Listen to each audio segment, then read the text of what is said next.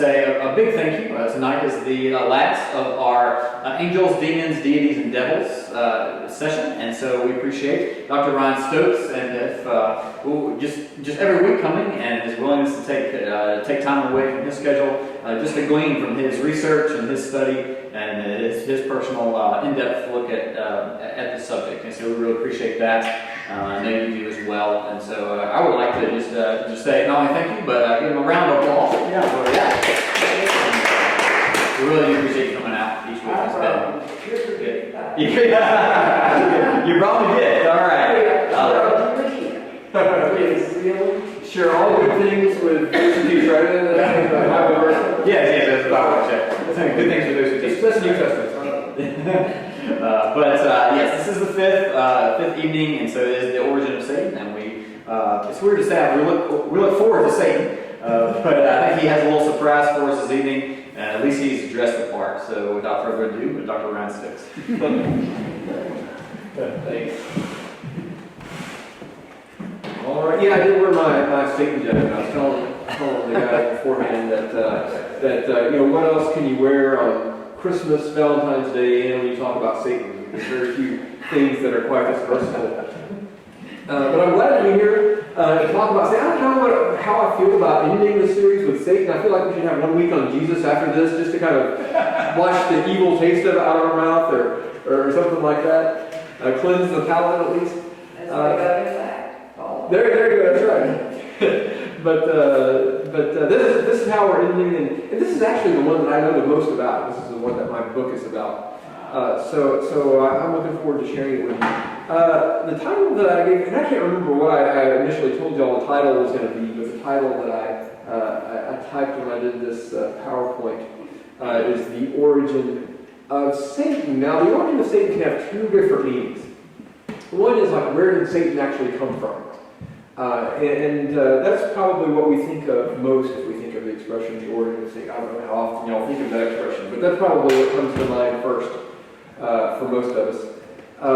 The other thing that it means, and what I'm going to talk about a little more tonight, is the origin of the idea of Satan. So if we think of Satan as an idea, where did thinking about Satan come from? What we think about Satan, who we believe Satan is, the Satan that we see in the Bible, where did this conception of Satan come from?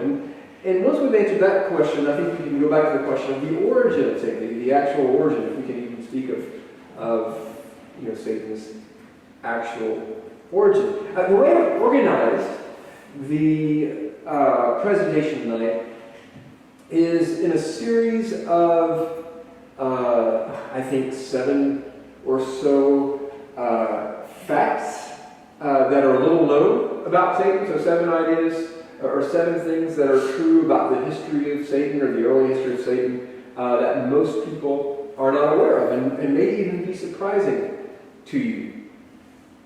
I guess I could have done 666 facts or something like that, but that would take a slightly longer series than this one to squeeze that in. But okay, let's do the origin of Satan. First of all, first thing that you may or may not know about Satan, and that is this. Satan first appears in the Old Testament. The first reference that we have in all of the world's literature to Satan is in the Old Testament. Now that may seem unsurprising to you. It may seem like, well, where else would we see Satan? The reason that this is somewhat of a surprising fact is that scholars have looked elsewhere for some sort of analog of Satan. Is this, this idea that we have, that we see in the Bible? Were there any other cultures that spoke about Satan, or had a figure that was analogous to Satan? And there have been proposals in Egypt or in Mesopotamia in literature from these cultures. But really, scholars have been unsuccessful in identifying someone who's exactly like Satan. And I think that's interesting. So the very first people to speak of Satan, and it's not that there are not figures in all other cultures who do bad things or do some of the things that Satan does, but this is not a figure that Israel borrowed from other cultures. This seems to have been an idea that arose within their own culture, and that's why the earliest reference that we have to Satan is in the Old Testament. By the way, the Old Testament, y'all have heard about the Old Testament. You perhaps have even read the entire Old Testament, but these are the 39 books of the Old Testament. Does anyone happen to know where the earliest reference to Satan is? Where the oldest passage in the Bible to mention Satan? And this is a little bit of a trick question. I don't intend it to be a trick question, but it could be a trick question. I'm going to go with Job until someone comes up with a better one. Job? Okay, good. That's actually one of the two passages. So there's two passages in the Old Testament that mention Satan and call a figure Satan. Some people, the answer that a lot of people want to give is Genesis 3, the serpent in the garden. But Genesis actually doesn't say this. We'll come to that. It doesn't. It does not. But the oldest reference to Satan in the Bible is probably the prophet Zechariah, around 520 BC. And the other one is the one that Greg mentioned. That's the story of Job. That's probably the most famous passage that refers to Satan in the Old Testament. Maybe one of the more famous passages in the Bible that mentions Satan. All right, so that's point one. Point two. Satan was not originally a name, but was a title. So it's not a name like my name is Ryan. That wasn't, his mom didn't call him Satan when he was a little baby. That's not what it was. We're talking about the origin of Satan, so maybe he has a mom. We'll see. But that's not a name. It's actually a title. Kind of like pastor is a title, or president, or manager, or something like that is a title. Huh? Pharaoh is a title. That's right. Real good when you know. That's right. And Satan is actually a title and not a name. As a matter of fact, in the Old Testament, when we have the word Satan, with reference to that particular figure we're talking about in Job and in Zechariah, it's actually in Hebrew the Satan. That's what I was reading. In the Hebrew Bible, it says the Satan. The Satan. That's where That's right. In Hebrew, it's not even ambiguous. It's not even one of these things that's debatable. It's very clearly there in Hebrew, the word for the. Both of these passages, in Zechariah and in Job 1 and 2, and it's mentioned the name occurs, or not the name, but the title occurs multiple times in Job 1 and 2, and it's in every instance Hasatan, or the translation of that Hebrew would be the Satan. Which, again, this suggests that the word is a title. It's not a name. In Hebrew, you wouldn't have the word the before a name. You wouldn't have the Greg, or the Ryan, or the Chad, or anything. You would if you have the word the on it, then it's probably a different sort of noun, not a name. In this case, it's a title. So what does the title mean? In Hebrew, the word Satan means something like attacker or executioner. Now, this is something that's kind of part of my own research. Scholars, if you ask scholars what the word Satan means about 10 years ago, they probably would have said something like adversary or accuser. And in my own research, I've come to the conclusion that the word adversary is not necessarily wrong. It's just I think it can be a lot more specific than that. When we look at the word Satan in the Old Testament, he's not like someone who's playing tennis against someone else. It's not an adversary like that. This is someone who's trying to harm someone else physically, even trying to kill someone else on occasion. Maybe trying to kill someone who deserves to be killed, someone who's working for a king, or someone else who is trying to kill someone who deserves to be killed. So in that case, it wouldn't just be an attacker, but an executioner.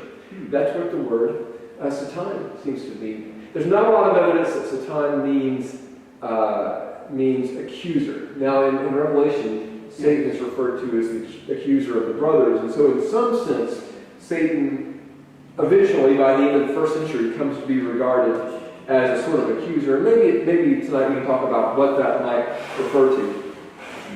Maybe you've heard that Satan is like a heavenly prosecuting attorney, but there's just not a whole lot of evidence for that in the Bible. There is evidence, on the other hand, for the word Satan referring to physical attack. Just to give you an example, David, when he's on the run from King Saul, he's hanging out with the Philistines, and this is, I believe we're talking about 1 Samuel 29 here. The Philistines are getting ready to go to war with Israel, and they're going to battle against Israel's armies, which are led by King Saul and his son Jonathan. David is with the Philistines, however, but the Philistines realize that David is an Israelite, and they're not sure that David is going to fight on their side. They think that David may just be pretending to be loyal to the Philistines, and in the midst of the battle, he would turn on them, and David's men who are with him would turn on the Philistines and fight on the side of Israel. It's kind of like, I don't know if you've seen the movie Braveheart, kind of like what the Irish do in that one scene. They were afraid that David and the Israelites who were with David might do that. And what the Philistine kings say is, send David back because he may become a Satan to us. Now, the English translation is probably going to say something like adversary, but the Hebrew word is Satan, or Satan. It says, he may become a Satan to us in battle. How else could he reconcile himself to Saul except with the heads of these men here? David is going to turn on us, kill us, cut off our soldiers' heads, and that'll be how he earns or regains Saul's favor. Another time involving David, and this is from 2 Samuel. This is after David has been run out of Jerusalem by his son Absalom, but Absalom in Absalom's rebellion has been put down by this time, and so David is returning to Jerusalem. There's a Benjaminite by the name of Shimei. Now, he's a Benjaminite. He's part of Saul's family. And when David was being run out of Jerusalem, Shimei comes to David and starts throwing dirt at him and saying, the blood of Saul be on your head. God is returning on you what you did. He was blaming David for the death of Saul and Jonathan and cursing David. And now David's coming back to town. He's king again. Shimei comes to him and says, hey, sorry, please don't kill me, essentially. And one of David's soldiers, Abishai, Abishai, by the way, was Joab's brother. You may be more familiar with Joab. Joab's the one who wants to kill everybody that poses a threat to David. Yeah, he was. And Abishai's brother wasn't a whole lot different. And so Abishai said, look, this guy deserves to die. Let me go over there. He may even say, let me go over there and take off his head. Or he may have said that earlier. Abishai wanted to kill him both times, both when he was leaving Jerusalem and when he was coming back. And Abishai, let me go kill him. And David says, look, why would you be a Satan for me today? Now, what the English translation is going to say is, why would you be my adversary, or something like that. The thing is, Abishai is not David's adversary. He's not trying to hurt David or anything. He's trying to help David. But he's trying to help David by killing Shimei. And so David says, why would you be a Satan for me today? And in that sense, Satan is probably a bit of an executioner. Here's a piece of artwork here. This actually is a drawing or an artistic rendition of the story from Numbers 22. Now, Numbers 22 is a really interesting story where you have Israel, who is they've left Egypt. They're wandering in the wilderness. They're making their way toward the Promised Land, getting ready to enter it and take it. They're passing through the land of Moab. And King Balak of Moab thinks, oh no, Israel's going to take our territory, take our resources.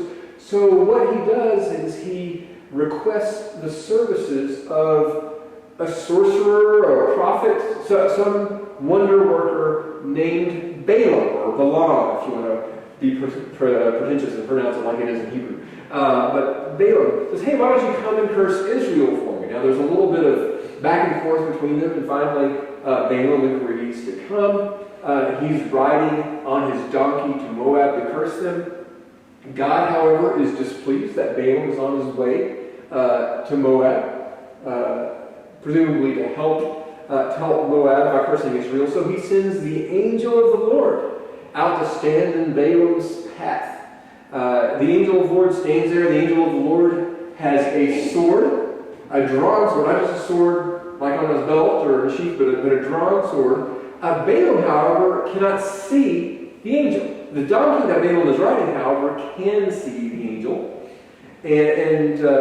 So what the donkey does is the angel is standing in the path. The donkey goes out the path and goes around the angel.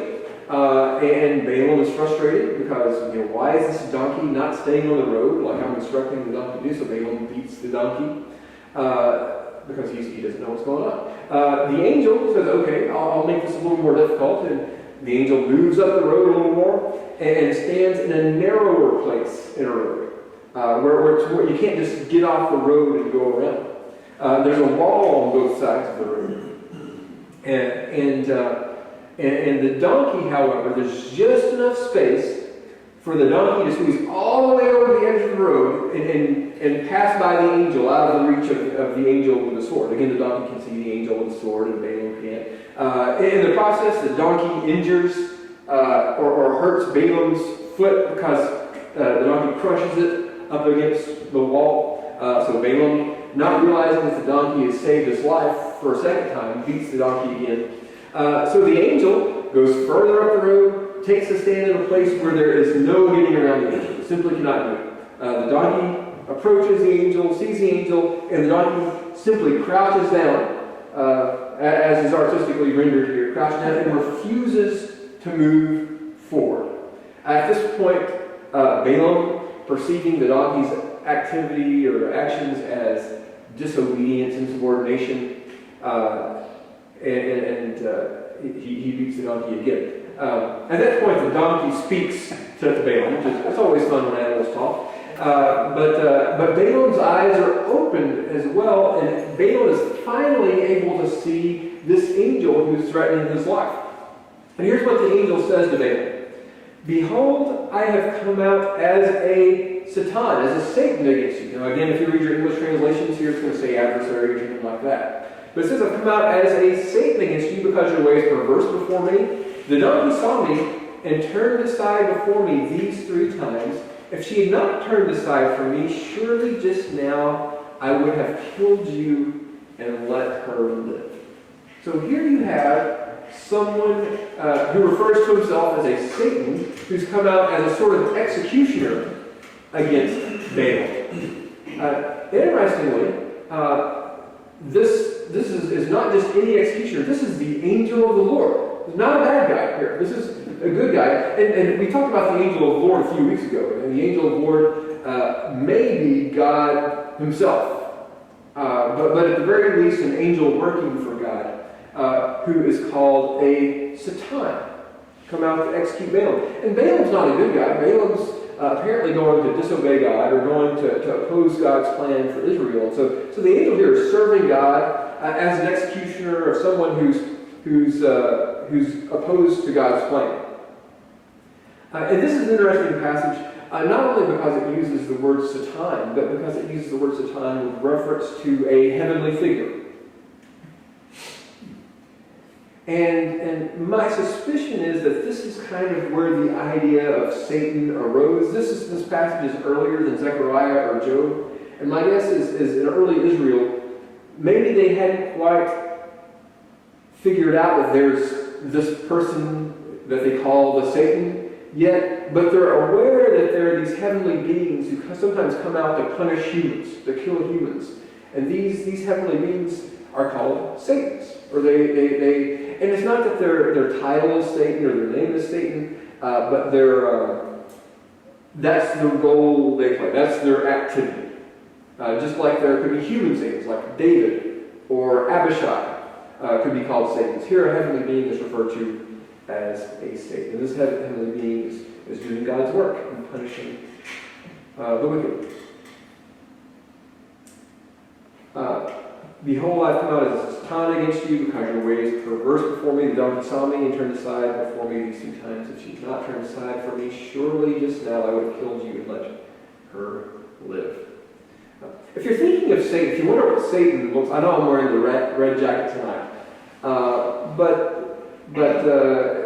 You know, and everybody's heard of or seen, or at least aware of this little cartoonish figure, pitchfork, horns, a tail, maybe like a donkey leg or hoof, something like that. You're aware of that. Probably what you're thinking of is a sort of angelic being with a sword.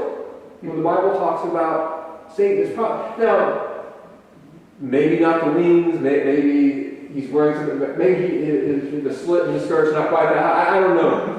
But some sort of heavenly being with a sword is probably what an ancient Israelite would think of if someone mentioned Satan or the Satan. All right, this leads us to our next point. In the Old Testament, it seems that Satan, at least in the two passages we have in the Old Testament, what it looks like is that the Satan works for God. I know we're used to thinking of Satan as God's enemy, and that's going to be something that we see in some of the later passages in the Bible. But in the earliest passage, it looks like Satan actually is an employee of God.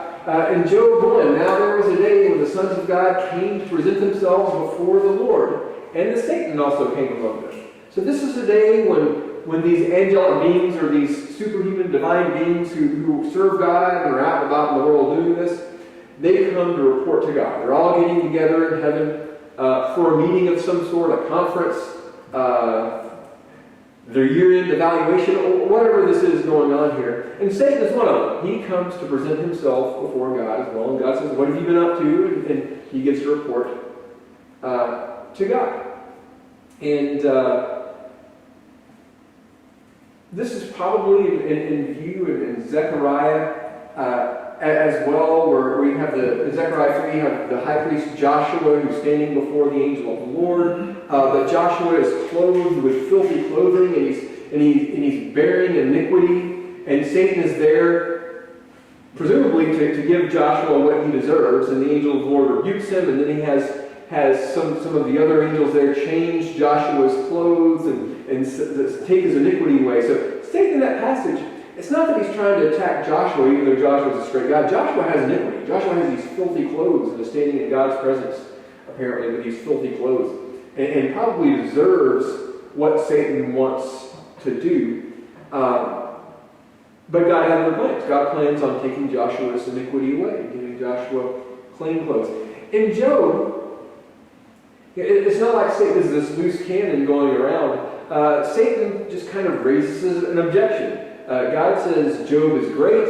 Satan says, well, yeah, Job's great, but he hasn't really been tested. It's easy to be good when everything's going your way.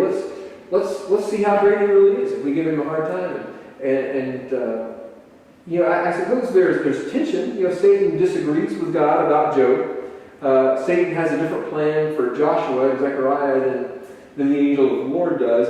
But it's not that Satan's in rebellion against God in these particular passages. It's more like Satan has a job to do in service of God, but there's disagreement over, about how to go about that or something like that. And so Satan is the executioner, the attacker, and that's an office in God's government, if that makes sense. Satan is the one who's in charge of harming sinners, punishing sinners, killing sinners. Even that seems to be what's presupposed in Zechariah and also in Job. What's going on in Job, however, is Satan asks permission, kind of gets special permission from God to harm Job, even though Job hasn't done anything wrong.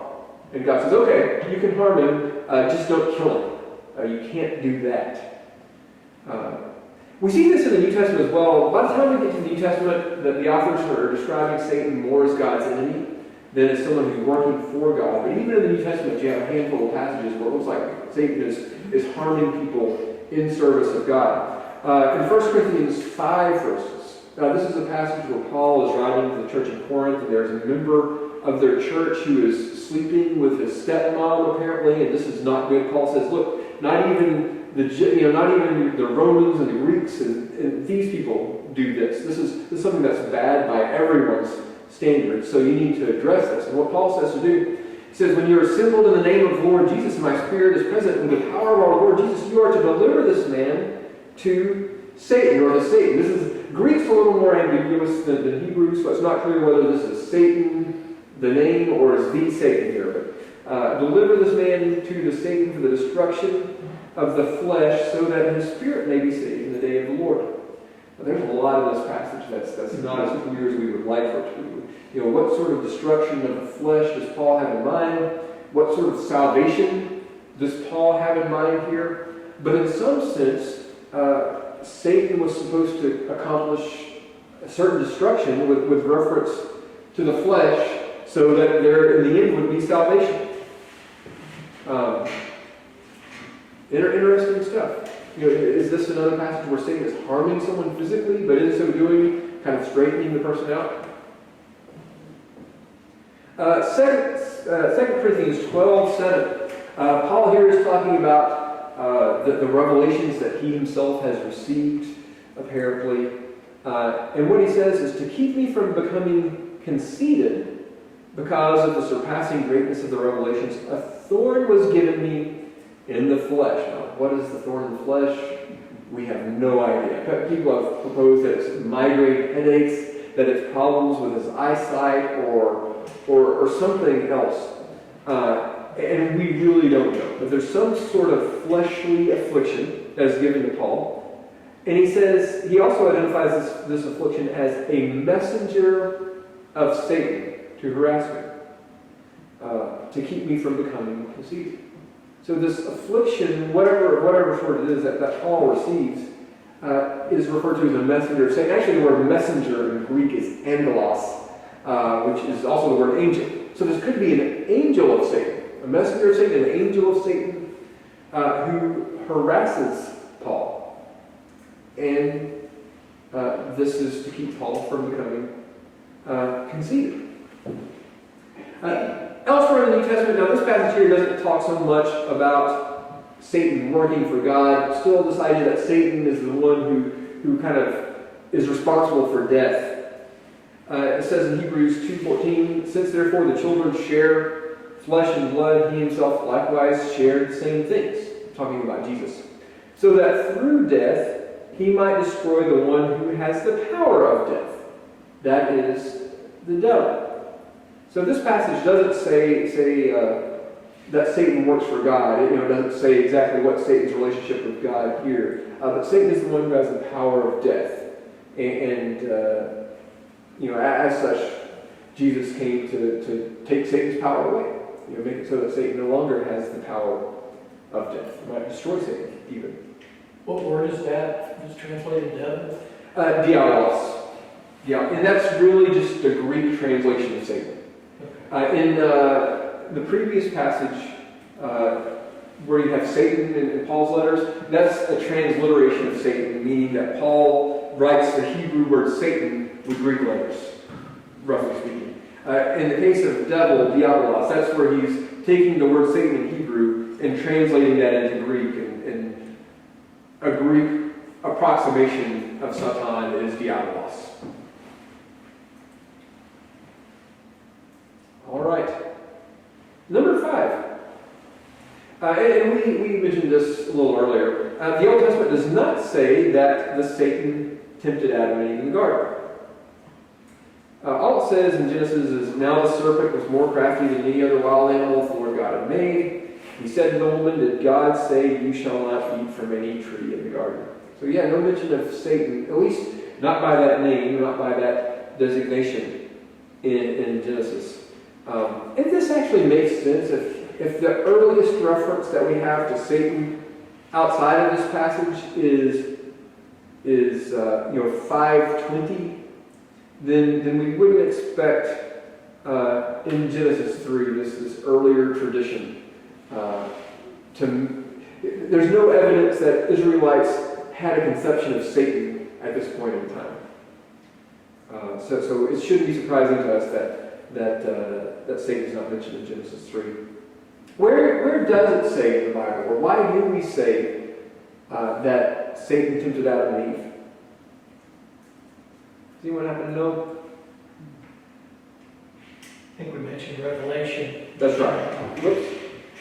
That's right. Yeah, Revelation 12 refers to Satan as the serpent. The great dragon was thrown down, that ancient serpent who is called the devil and Satan, the deceiver of the whole world. He was thrown down to earth and his angels were thrown down with him. So Revelation does seem to take Satan and connect Satan with that story from Genesis 3 of the serpent.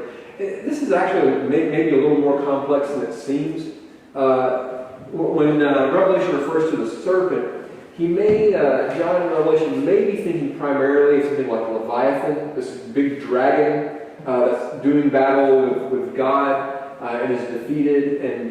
So it may be that Leviathan or one of these other dragon creatures that's mentioned in the Old Testament, that one of these is primarily in mind. But I think that the Genesis 3 serpent is in mind as well. Another complicating factor is in Revelation 12, John likes to take images, characters, ideas from the Old Testament and use them to describe things from his own day. So there's a false teacher in his churches that he's writing to, and he refers to one of them as Jezebel, the queen who was married to Ahab in ancient Israel, a Phoenician queen. Or she was an Israelite queen, but she was from Phoenicia. And so he refers to her as Jezebel. He calls Rome Babylon. And so he likes using these Old Testament images, these Old Testament figures, to describe the New Testament. And he's not actually saying that Rome is Babylon, but he's taking this idea of Babylon from the Old Testament and using that to explain what Rome is doing now. And he's not saying that the false teacher in the church is Jezebel, but he's wanting to take that idea of Jezebel to explain how dangerous this false teacher in the church is. And so when he calls Satan the ancient serpent, we can raise that question. Is he saying that Satan was that serpent back in Genesis, or is he just saying that he's using that image of the serpent to describe the deceptive nature of Satan? Yes? Just curious, there's a passage of scripture just popped in my mind. It may not have been there, but over when Timothy was talking about the place of the man and the woman, over in Timothy, he says that it was Eve who was tempted and not Adam. Yep. So there's a suggestion that temptation was involved in Eve's fall. Right. Yeah, so you get that mentioned in Timothy. Let's see, where else do you get that? In one of the Corinthians, Paul talks about a woman being tempted or deceived or something like that. I think 1 Timothy 2. Right, and that's in 1 Timothy. He doesn't say that it was Satan. No, it doesn't say Satan. That's right. It says she was just tempted. Yeah. But there would seem to be the obvious reference point Right. where she was tempted there. The other passage, and I can't remember, I can't remember whether it's 1 Corinthians or 2 Corinthians, but Paul prays that as the serpent tempted Eve, that the church wouldn't be tempted or something like that. And so they're certainly reading that story of Genesis 3 and looking at that as sort of a paradigm for temptation, and you want to avoid that. And Paul doesn't just do that. He says that this story in Genesis 3 explains why the whole world is messed up. But they never say that, by the way, that serpent was Satan. Yeah, that's true. Yeah. Just curious, I hope it didn't backtrack. No, great question. Great. Now, please feel free to ask questions along the way, because if you don't ask questions, we'll probably finish too early. So we got to fill up an hour and a half of camera roll here. So now let me just offer a point of clarification. I'm not saying here that the serpent was not Satan, or Satan wasn't in some way associated. I'm not saying that. That actually makes a lot of sense to me. Like, based on what we know about Satan as the deceiver, as the source of so many of our problems, it makes sense that Satan would be involved in that event back in Genesis. All I'm saying is that Genesis doesn't say that. And even Revelation is probably not as clear as we would like for it to be. But if I had to guess, I'd say, yeah, that was Satan was involved there. All right, moving along to number 6, and this kind of gets to the title of the lesson, the presentation to some extent. The Bible contains no origin story for Satan. There's no story in the Bible that says, here's where Satan came from. God made him good and then he went bad. Here's why Satan went bad. Or this is when he was originally cast out of heaven. I mean, how many of you have heard the story about Satan being one of the most beautiful angels in heaven? Have you heard the twist on that he was one of the musicians? Like he's a musician angel? Lately. Lately, very recently, okay. And maybe I mentioned it somewhere along the way here. Recently, yes. But yeah, you know what? I may have mentioned that the first week that we met, when I was just talking about different ideas that are out there. There's no, the story about Satan leading a rebellion in heaven where he leads all the angels and they're all cast out of heaven. There is a story like that in the Bible, but it's not about where Satan comes from. I'll come to that in just a little bit. If I don't, remind me. I think I have a slide for it, but if for some reason I don't, we'll come back to it. But yeah, the Bible contains no origin story for Satan. Now this actually makes sense. Because if in the Bible, at least originally in the Bible and for much of the biblical period, if they're thinking of Satan primarily as someone who works for God, and they're only gradually and eventually coming to realize, well, Satan's working against God too, and Satan is God's enemy. But they didn't realize that at the beginning. So if they're thinking of Satan primarily as someone who works for God, then they don't need to explain where he comes from. There's no reason to ask that question. He's just like all of the other divine beings who were created by God, presumably, and have a role in God's government, role in God's governance of creation. Yeah, Greg. Sorry to interrupt that thought. In Job chapter 1, where it says he came from the sons of God, he came. I've always read that as sort of he sneaks in as an intruder, while their backs are turned or something like that. But Sure. And maybe that is, but the other way, which I think is what you're saying, is that he was just one of the sons of God, and he they mentioned all of a sudden, these sons of God come before the Lord, and oh, by the way, this guy Satan was one of them. That's right. So that's okay. That's right. And there are some scholars, that's not just like a popular idea, there are some scholars, some Old Testament scholars, who argue that in Job, Satan is not one of the sons of God, but he's kind of an intruder or an interloper or whatever. He doesn't belong there. The thing about that, the reason that interpretation doesn't persuade me is because when the author of Job is writing this story, and this is the way ancient books would have been written in general. They're not just giving us extra information that would be superfluous. Everything they're telling us is kind of has a purpose and a point. And if Satan is coming before God, and he just happens to be doing this on the day that other angels are getting together, that means that detail about all the angels being there doesn't make sense, or the sons of God being there. It doesn't add anything to the story. However, if Satan is one of the sons of God, then saying that this is the day when all the sons of God would get together, then that explains why Satan would be going to heaven as well. That kind of sets the context. Satan is going to heaven, or presenting himself before God, because that's the day when all of these sons of God would do this. If Satan is not one of the sons of God, then the information about all the sons of God getting together is kind of superfluous. It doesn't contribute anything to the story. So I think that Satan probably was one of the sons of God.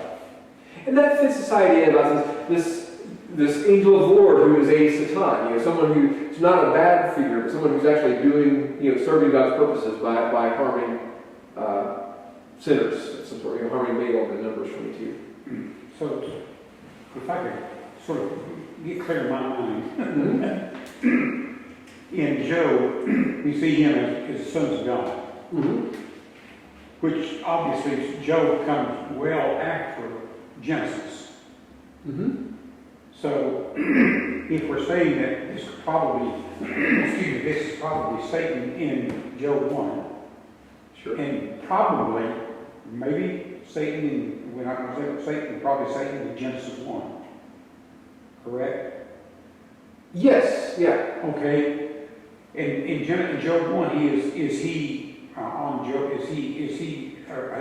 son of God on his side? And in Genesis, he is obviously not on God's side. At what point, where does this take place? Because Genesis 1 seems clearly to indicate that prior to even Genesis being in the account, Satan and God are already on opposite sides.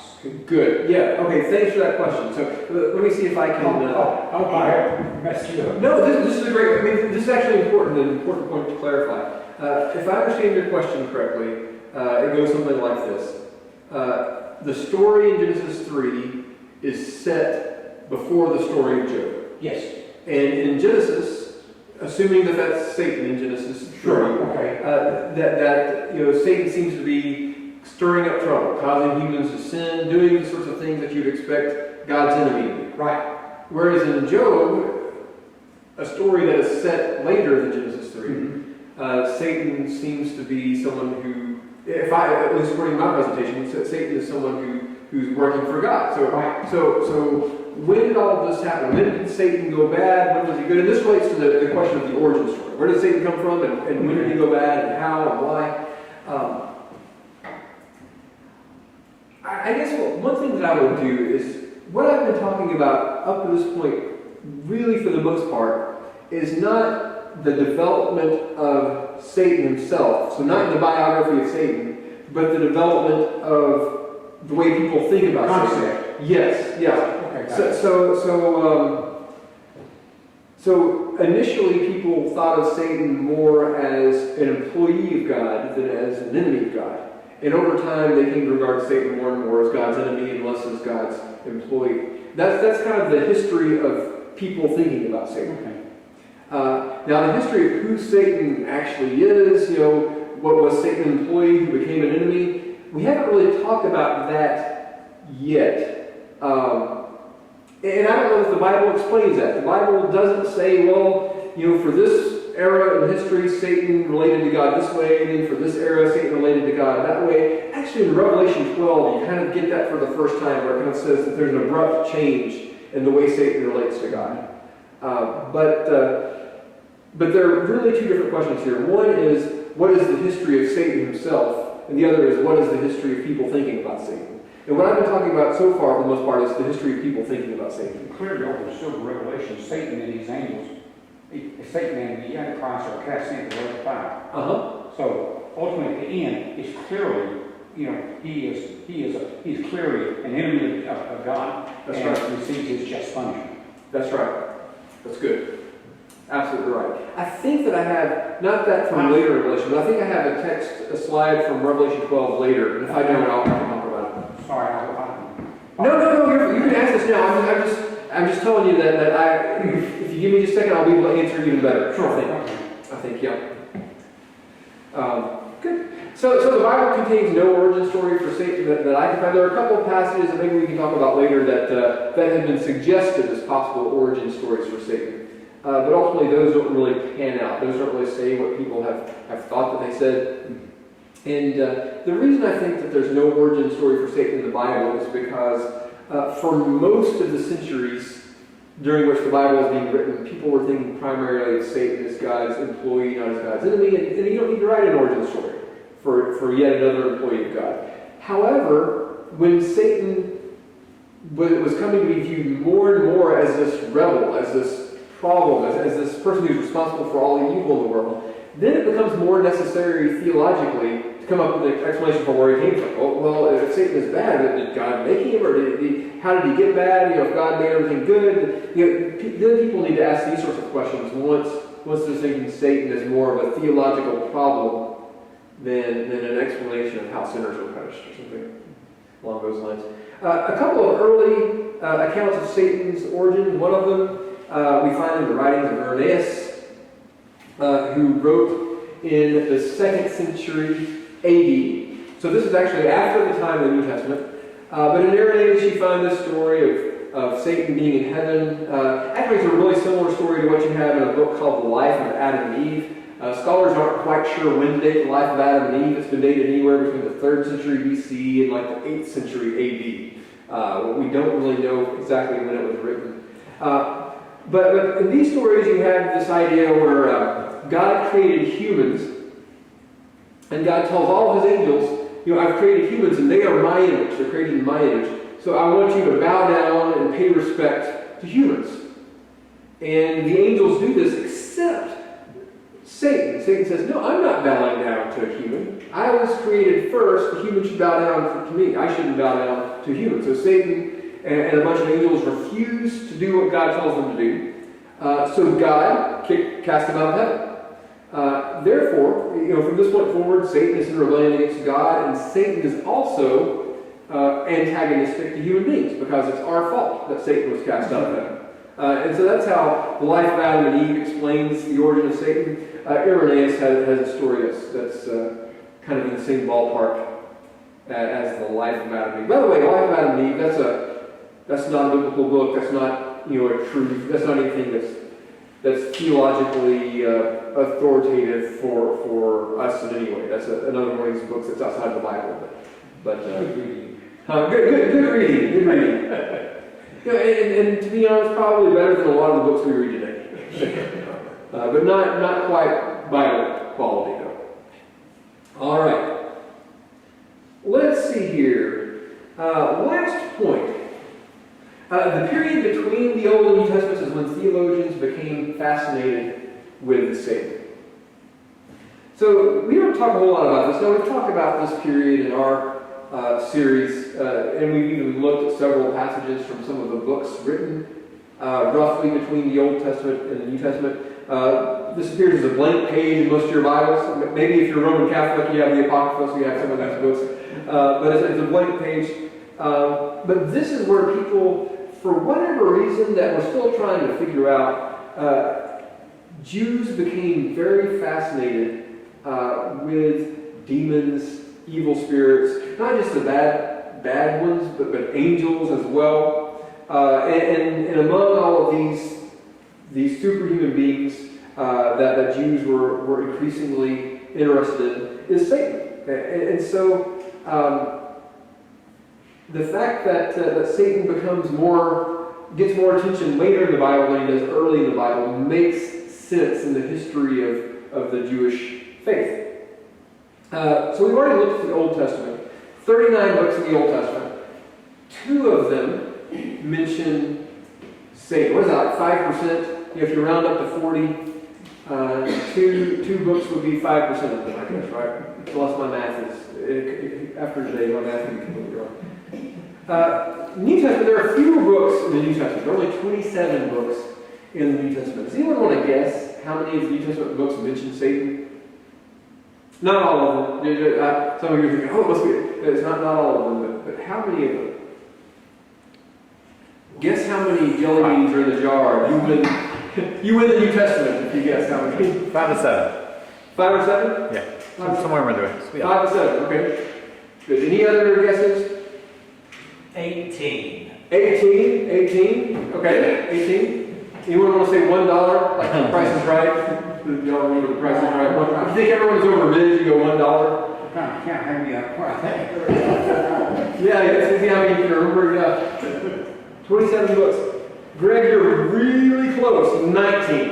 So about 2/3. Well, there's that one reference that's disputed, and so That's right. I'm just making this up. There is one scholar who wrote an article a few years ago and said that there are 20 books, and there's a reference in Colossians, I believe, to like an evil kingdom or the kingdom of the world or something like this. He says, well, if there's a kingdom, there must be someone in charge of that kingdom. Therefore, this book mentions Satan as well. And I kind of say, well, it's not explicit, so let's go with 19 books.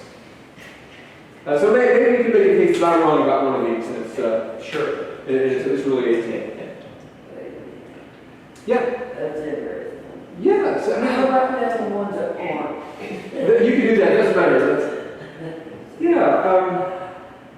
2 out of 39 books in the Old Testament, 19 out of 27 in the New Testament. Now, what does this mean theologically?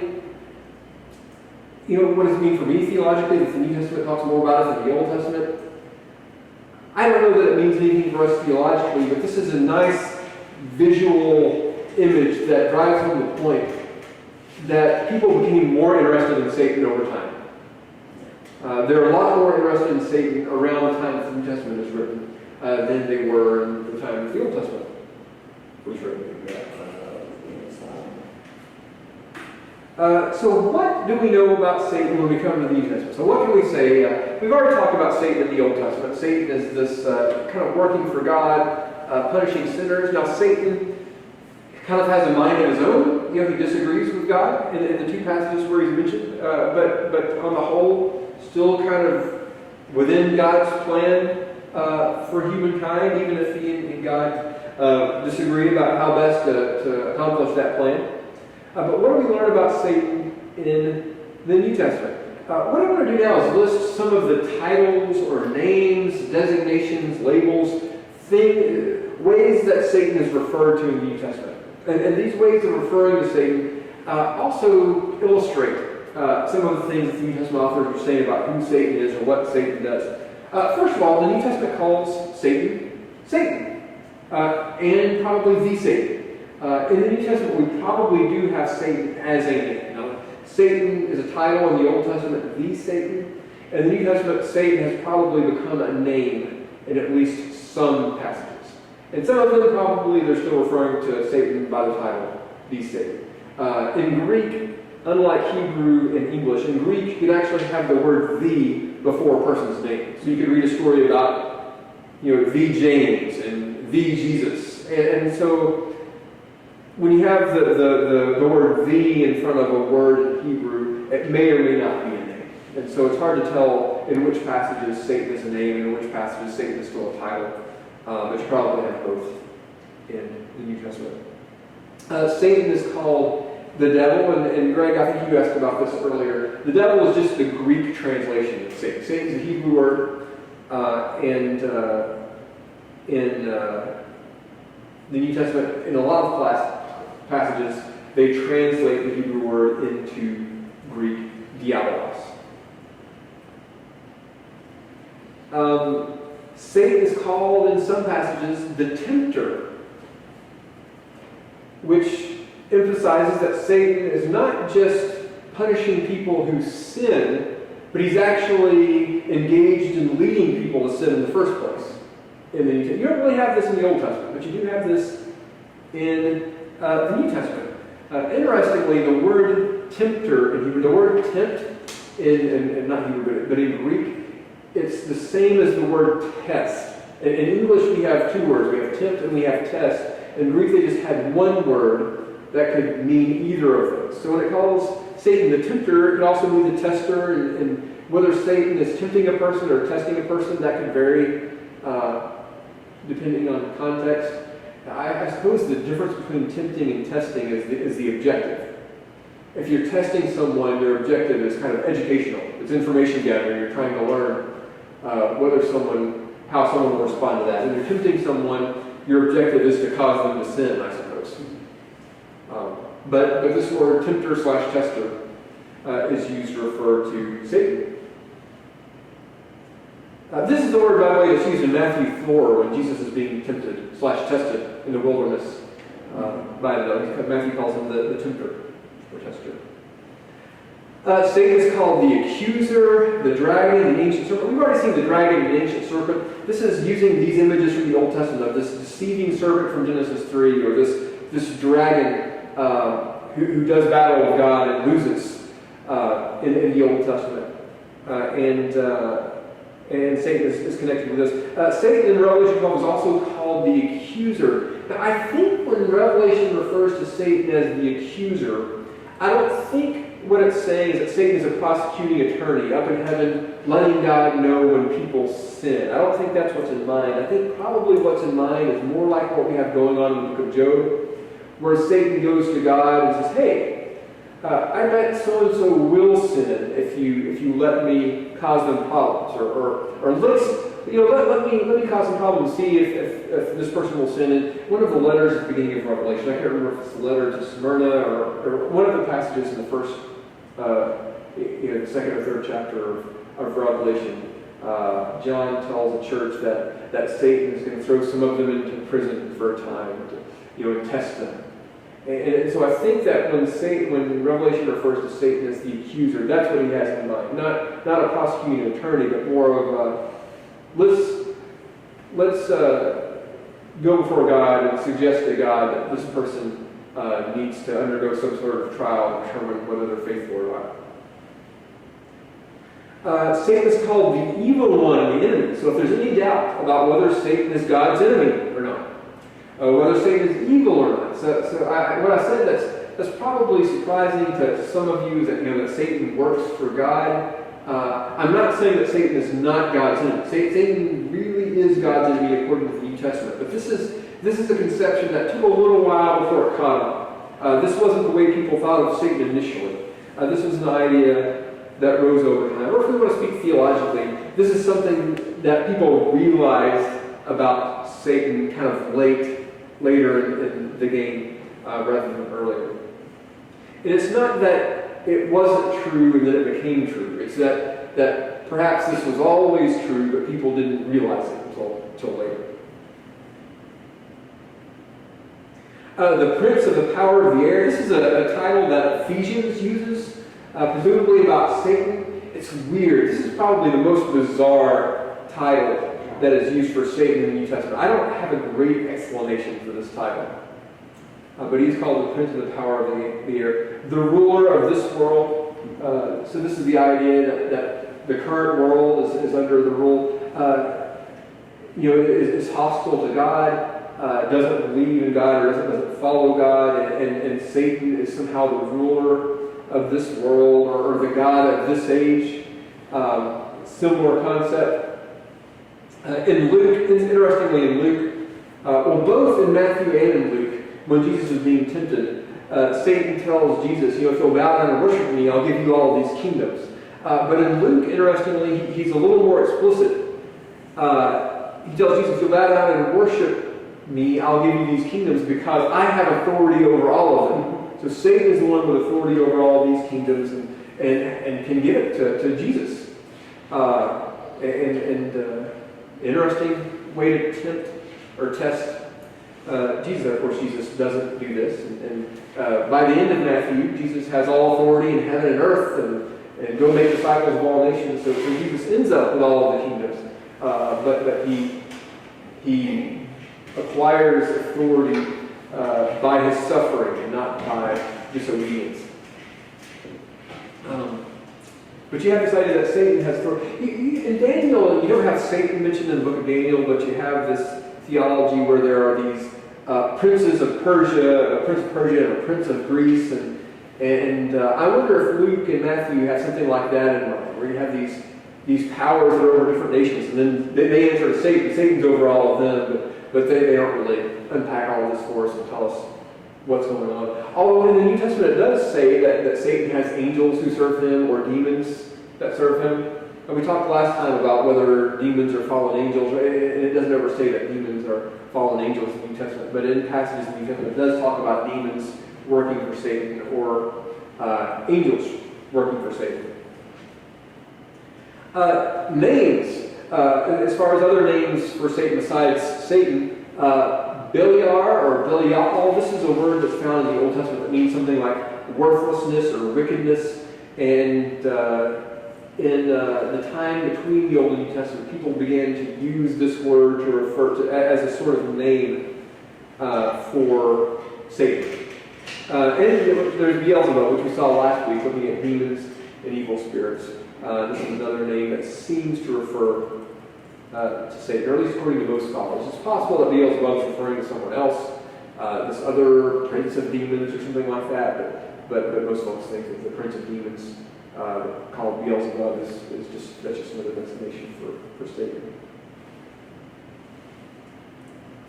Let me just summarize. We've gone through the titles. In the New Testament, Satan harms people physically. So this is really what Satan's doing in the Old Testament, but there are still some passages in the New Testament that present Satan this way. We look at the passage in 1 Corinthians 5, 2 Corinthians 12, Hebrews 2, where Satan has the power of death. In Luke, Jesus heals a woman, casts a demon out of a woman. Some woman who's had, I think she has a back problem.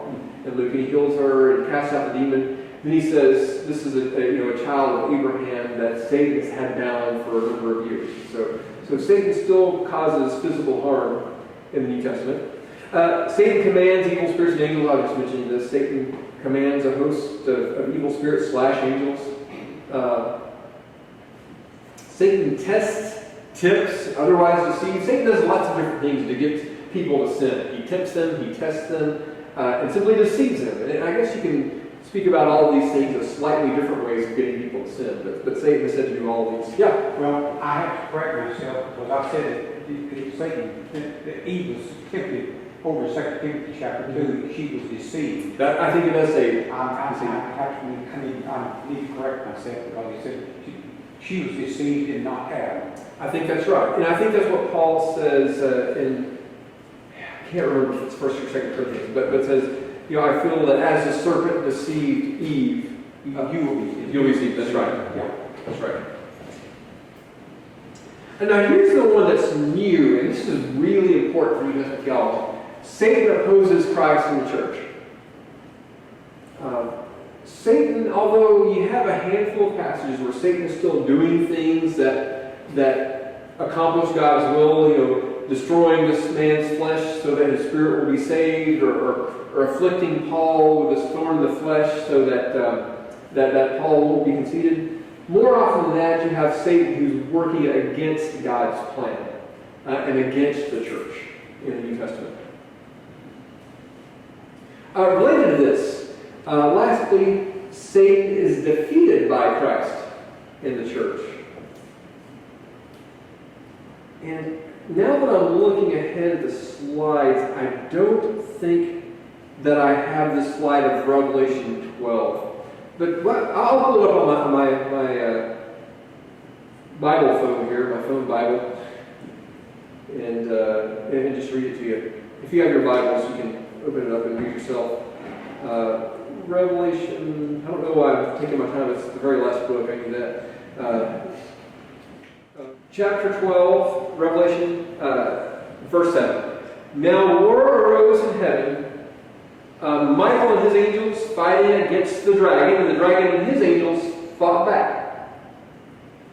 But he was defeated, and there was no longer any place for them in heaven. Now this is really interesting here. We talked a moment ago about how what we've really been focusing on is the development and thinking about Satan. But it's harder to talk about sort of the biography of Satan himself. But here there's a moment in time, and it's not clear, to me at least, whether this is something that's that happened back around the time of Jesus and the early followers, or if this is something that's going on now, or something that's in the future. But there's war in heaven, and the dragon angel fought back, but he was defeated, and there was no longer any place for them in heaven. So somehow Satan has a role in heaven, and he loses that, is what it says here. The great dragon was thrown down, that ancient serpent who's called the devil and Satan, the deceiver of the whole world. He was lots of titles or descriptions of Satan. There's a lot of theology in this verse. The earth, and his angels were thrown down with him. Now this sounds kind of like the traditional origin story of Satan that we've heard of, but this is not the origin story of Satan. This is more of a story of Satan's judgment. Here's what it says. And I heard a loud voice in heaven saying, now the salvation, the power, and the kingdom of our God and the authority of his Christ have come, for the accuser of our brothers has been thrown down, who accuses them day and night before our God. And they have conquered him by the blood of the Lamb and by the word of their testimony, for they loved not their lives even unto death. So how is Satan defeated here in Revelation 12? This isn't a story about his rebellion against, rebellion back before Genesis 1, or back between Genesis 1:2 and Genesis 1:3. This is a story about something that happens because of what Christ did on the cross, and because of Christ's followers after that time. It says that he's defeated, they've conquered him by the blood of the Lamb, and by the word of their testimony. These are the brothers. By the word of their testimonies, for they love not their lives even unto death. So what I think is in view here is Satan is the accuser, the guy who goes before God and says, let me test your followers. Let me test Jesus and see how faithful he is. Let me test the disciples. Let me test Christ's followers. And all of these people, Jesus, Christ's early followers, by them suffering faithfully, by them not being unfaithful to God, even though they're suffering for it, and even being willing to die for their suffering. By doing this, they defeat Satan. So how do you beat Satan? You beat Satan by suffering. We beat Satan the same way Christ beat Satan, by suffering, being willing even to die if necessary. That's how we defeat Satan. And that's what gets Satan thrown out of heaven. That's when God says, get out of here. You know, you're not, your work of accusing is finished. You've been defeated by all of the people that you accused, all of the people that you tested, and have been faithful nonetheless. Let's see here. Shameless plug, that's my book. It's pretty technical. It's really written with advanced students and scholars in mind, so I'm not trying to get you to buy it. But that is my book. I do like the cover. I think they did a good job with the cover. It matches my jacket. There's that. Let's see here. I've got just a few more slides in case certain questions come up. But that's the end of the substance of my presentation. Any questions? Yeah. Just toss out a thought. In the Old Testament, we don't see much of much revelation about Satan. Right.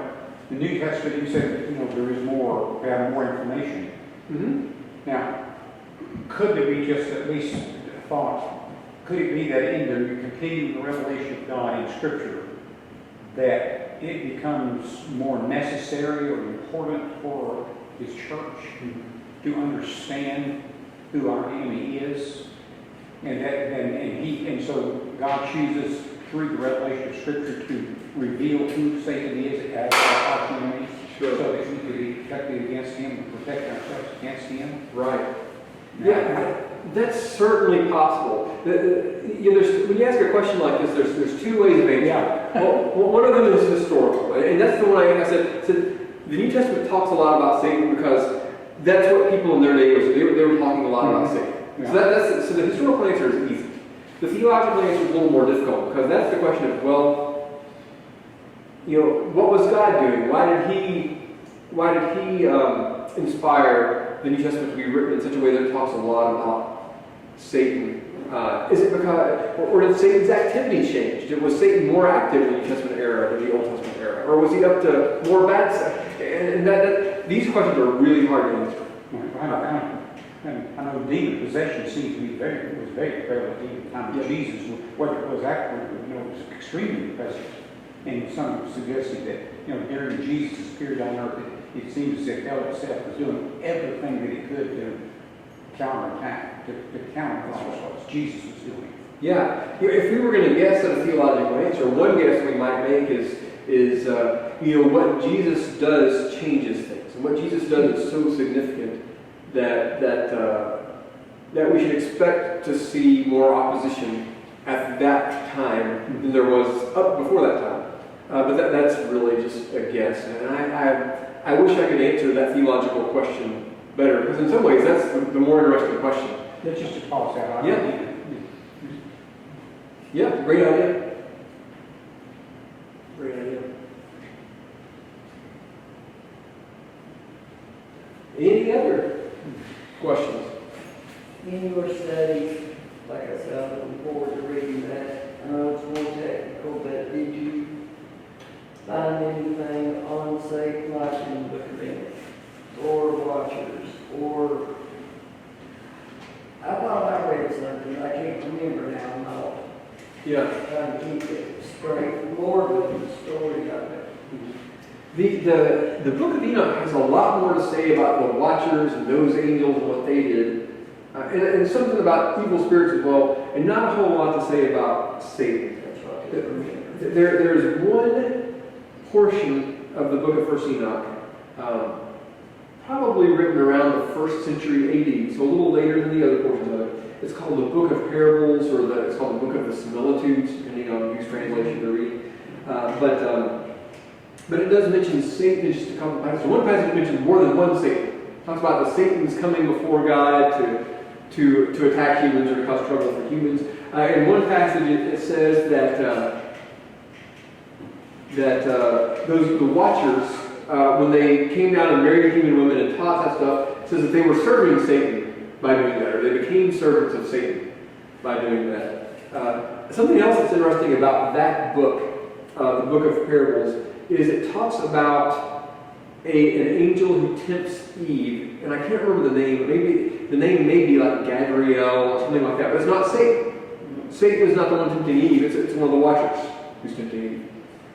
So interesting ideas there. Not a lot about Satan in the book of, or in First Enoch. Now, Jubilees, which is a book written around 100 years after, well, 2nd century, 100 years after the Book of Watchers, but sometime mid-2nd century BC, or around then. And it has a lot to say about Satan. It calls Satan, refers to Satan as Satan or the Satan in one passage, but typically refers to Satan as the Prince of Mastema, which is the Prince of Hostility or the Prince of Enmity. And there's some really interesting stories about Satan and Jubilees. The most interesting one is chapter 10. We looked at just an excerpt from that last week.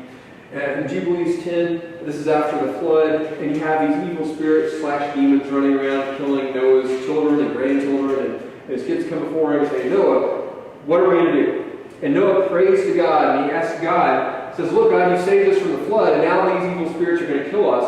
Would you imprison them so that they can't kill us? They're going to wipe us out if they keep doing what they're doing. Noah makes this request to God, and God seems to be sympathetic, open to this. Then the Prince of Mastema comes to God, and the Prince of Mastema, or Satan, says, look, God, if you imprison all of these evil spirits, then how am I going to do what you've asked me to do? He said, humans are really wicked, and I need these spirits to destroy humans, to kill them, to hurt them, to make them sick. And if you imprison all of these spirits, then I'm going to be understaffed. I'm going to have a sign in my window, please be patient with us as we are understaffed. He'll close his punishing, he won't be open on Wednesday night or whatever. So God comes up with a compromised position. What God does in Jubilees 10 is he imprisons 90% of the evil spirits, but leaves 10% out to serve Satan and cause problems for humans. You have other stories about Satan and Jubilees that are really interesting. Abraham, when God tells him to sacrifice Isaac in Genesis, Genesis 22, according to Jubilees, that's not God who does that. Satan goes to God and says, God, you think Abraham's great, but you need to test him. Kind of like Job. It takes the story of Job and uses that to reinterpret, reimagine Genesis 22. And the reason that God asks Abraham to sacrifice Isaac is because Satan thinks Abraham needs to be tested. You also see Satan in Jubilees at the end of the story. It's telling the story of the Exodus. And Satan is the one who's helping the magicians of Pharaoh imitate Moses' signs. And Moses turns his staff into a snake and does the other thing. And some of these signs that Moses does, the Egyptian magicians are able to do. It says that they're able to do this because the Prince of Mastema, or Satan, is empowering them. Then later, Israel leaves Egypt, and then Satan stirs up Pharaoh and leads the Egyptians out to try to destroy Israel, and then that's when the event of the Red Sea happens, and Israel's saved. I have a question. Yeah. Before we close, you may be able to answer this, you may not want to. I know you studied in depth on this. Do you have an opinion that you would care to share as to where you feel like Satan, the origin of Satan from, and how he came to be in opposition to God? Yeah, that's a good question. That's another one of those theological questions. It's a lot easier for me to explain when and how and why people begin to think that Satan was God's enemy than it is for me to explain how is that. I do believe in Satan. I'm a Christian. I'm a Christian of the sort who I tend to believe what the Bible claims theologically, even though I know we're living after the Enlightenment and believing in invisible forces that make us sick and cause us to do bad. I know that those sorts of ideas are out of fashion in intellectual circles. But I still believe that what the Bible says, that there is a Satan, there are these beings out there. Science can explain a lot, but I believe there are other things that can be explained spiritually or supernaturally. Now, beyond that, beyond saying, well, here's what the Bible says, and me believing that those things are true, it's difficult for me to speculate why those things are and how they might be. So I can see that Satan works for God. I can see that he's also God's enemy. It's kind of a complex description of Satan. How exactly that came to be, why, what Satan's story is. I suppose we could say that we could ask him one day, but maybe, hopefully, that we won't have that opportunity, right? but maybe God will explain that to us one day. I really don't know. Okay, God, I know ultimately where he ends up, so he has to be an enemy. That's right. Oh yeah, there's no doubt about that. When I say that he works for God, I'm not saying that he's not God's enemy. Yeah. To compete against the wall. There's a couple passages, and I'll just look at these really quickly. Isaiah 14 is often thought to refer to the origin of Satan. Shining morning star, how you've fallen from the heavens, you destroyer of nations, you've been cut down to the ground. He said, if I will ascend to the heavens, I will set up my throne above the stars of God. That sounds a lot like Satan, right? I will sit on the mount of God's assembly. In the remotest part of the north, I will ascend above the highest clouds. I will make myself like the Most High, but you will be brought down Sheol to the deepest regions of the pit. Sounds like Satan, but the beginning of the passage says, you will sing this song of contempt about the king of Babylon. Yeah. It's about the king of Babylon. Now it's described very hyperbolically, like a star that's fallen, shining morning star, how you've fallen, like a fallen star. Actually, maybe I mentioned this earlier on in our series, that's where the name Lucifer comes from. That's what I was wondering. Yep. The name Lucifer, wasn't that his name? That's right. Now that's not in the Hebrew. Lucifer would be from the Latin. So the Latin translation has the word Lucifer, Luciferus, or something like that here, and it wasn't even a name in Latin. In Latin, it was just kind of a translation of shining morning star. But eventually, people began to take it as a name. Ezekiel 28. This is what the Lord God says: "You were the seal of perfection, full of wisdom and perfect in beauty. You were in Eden, the garden of God. Your heart became proud because of your beauty. For the sake of your splendor, you corrupted your wisdom." Remember, this is the story of Satan. It's so beautiful that he gets judged. Here he's also in the Garden of Eden. But this one begins, "The word of the Lord came to me, Son of man, lament for the king of Tyre, and say to him."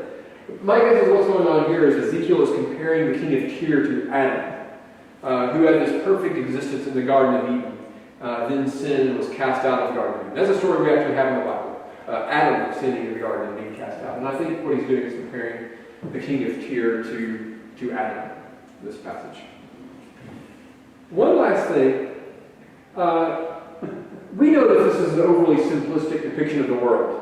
You have the good guy who's all good, the bad guy who's all bad. You have the good guy is smiling, the bad guy is frowning. The good guy is clean shaven, the bad guy has a mustache and stubble. The good guy has white hat, the bad guy has black hat. Even, I don't know if you can see their horses or not. Even the good guy has a white horse that's smiling, and the bad guy has a brown horse that's frowning. And we tend to, we know that this is an overly simplistic depiction of the world. Although when it comes to the Bible, sometimes we forget that, and we want the Bible to be simpler than it actually is. And I think one of the things that's great about the Bible is that it is complex. It is appropriately complex given the world we live in. And the way it deals with good and evil, of course God is all good. But no one else is all good. And maybe no one else is all evil. I don't know. Satan obeys God sometimes.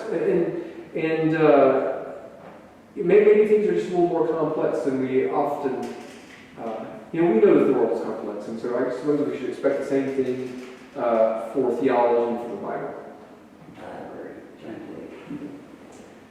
Anyway, I've enjoyed this a whole lot. This has been a blast for me. Thanks for having me, putting up with me.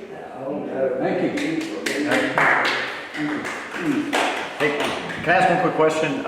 This is more of a personal and macro question, but as far as what was the catalyst for the book for this topic, and were there any, say, unintended learnings that came out of this that you didn't really expect, or maybe different different ways that pushed you that weren't expected? Yeah, that's a good question. I get asked this sometimes. I did not set out to write a book on Satan. I was working on my dissertation. I had to write a dissertation to get my degree. And I initially wanted to write on the Book of Watchers and the story of the fall of the angels, and that story that we talked about a couple of weeks ago. And look at the different ways that early Jewish texts make use of that story to explain evil. But the more I studied the topic and the more I looked into how Jews were engaging the problem of evil, I came to realize that really the question revolved more around Satan and demons and evil spirits than it did about the fall of the angels. And so just my research topic kind of evolved into being about Satan. Now, what did I learn in the process? I learned that it's really hard to write a book that uses all this literature and goes through history. It would have been much easier if I had just picked a writing like Jubilees or Job or Psalms and just stuck with that one book. But doing something that entails work in both the Old and New Testament and a lot of literature in between, that's challenging. What else did I learn? I came to realize things about my own religious tradition, and some of us are more open to looking at topics this way, and for some people it's a little more challenging and even threatening to think of the Bible as having ideas that develop over time. Not that truth changes, but people's their grasp of it changes, and that's a hard distinction for some people to make. But when, Is that basically, is the book basically your dissertation? Yeah, well, that was the plan after I wrote my dissertation, but once I got to revising it, the whole bit about Satan being the executioner, that wasn't in my dissertation. As I was writing my dissertation, I kind of came to that conclusion, but I needed to finish the dissertation. And so it took me years to kind of work that out, Right. and then work back through the dissertation with that in mind. When I went to revise the dissertation, I ended up throwing out about 30 or 40. The dissertation was maybe 120 pages long. I threw out about, maybe it was more like 140. Anyway, I threw out 30 or 40 pages and then added stuff to it, and the book ended up being more like 240 pages. So I got rid of some parts, but it still ended up being twice as long as the dissertation. So it's there was a lot of work that went into changing the dissertation into a book. It took me about 10 years